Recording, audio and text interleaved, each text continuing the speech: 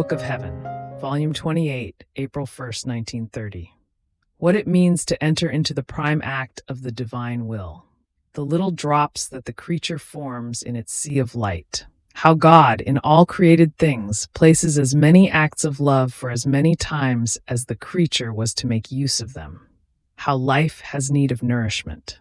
My poor intelligence feels as though drawn to cross the immense sea of the divine fiat, and within its sea it goes in search of its acts in order to love them, adore them, and keep them company.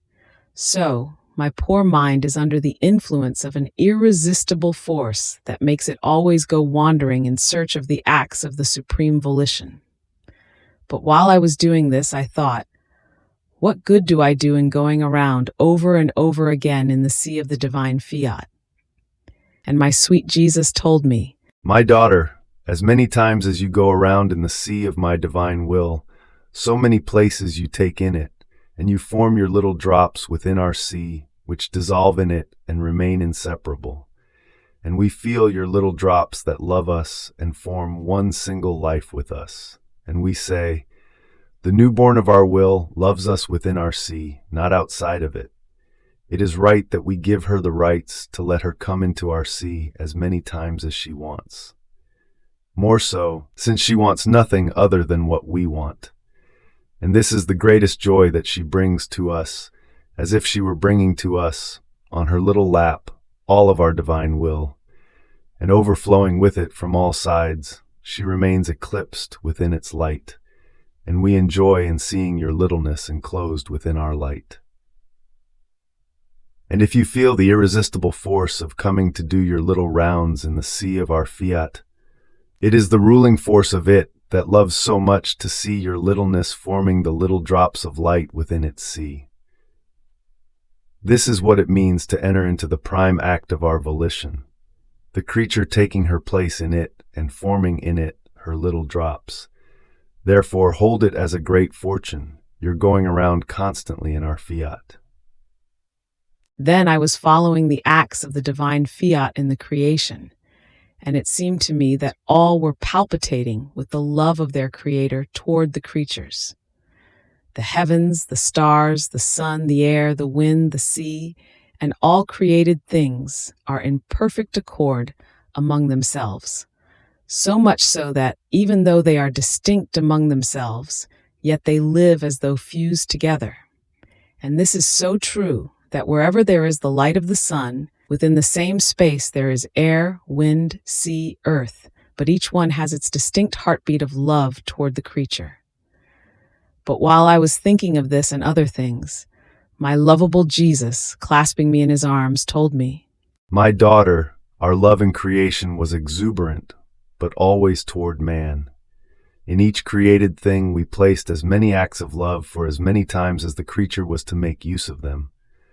Our divine fiat, which maintains the balance in all creation and is perennial life of it, as it sees that the creature is about to use the light of the sun, puts our love in exercise to make the creature encounter it in the light that she receives.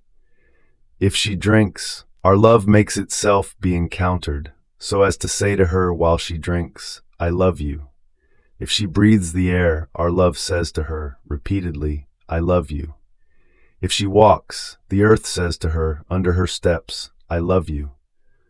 There is not one thing that the creature may take, touch, and see, in which our love does not make its happy encounter with the creature by saying to her, I love you, to give her love.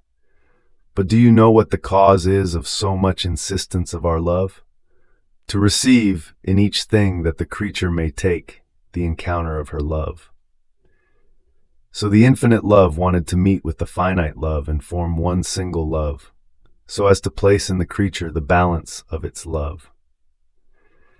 And since the creature makes use of created things without even thinking that our love comes to meet her in the things that she takes, to hear our repeated refrain, I love you, and she makes use of them without having a glance for the one who is sending them to her, the love of the creature remains unbalanced, because, not meeting with our love, it loses the balance and remains disordered in all its acts, because it has lost the divine balance and the strength of the love of its creator.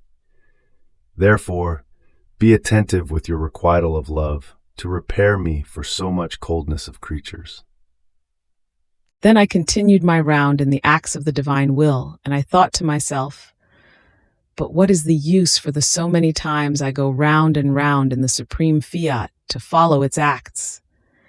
And my sweet Jesus added, My daughter, all lives have need of nourishment. Without nourishment, a person neither forms nor grows. And if nourishment is lacking, there is the danger that life may be taken away from him. Now, following my will, uniting oneself to its acts, going around in it over and over again, serves to form the nourishment with which to nourish, form, and make its life grow in your soul. Its life can nourish itself with no other acts but those which are done in its will. Nor can it form in the creature or grow if she does not enter into it. And by the union of her acts, it forms in her its birth of light, to form its life of divine will in the creature. And the more acts of divine will she forms, and the more she unites herself with its acts and lives in it, the more abundant food she forms to nourish it and make it grow more quickly within her soul. Therefore, your going around in is straight, it is life that it forms. It is nourishment that serves the development of the life of my divine will in your soul, and it serves to prepare the food to nourish my will in the other creatures. Therefore, be attentive and do not want to stop. Fiat.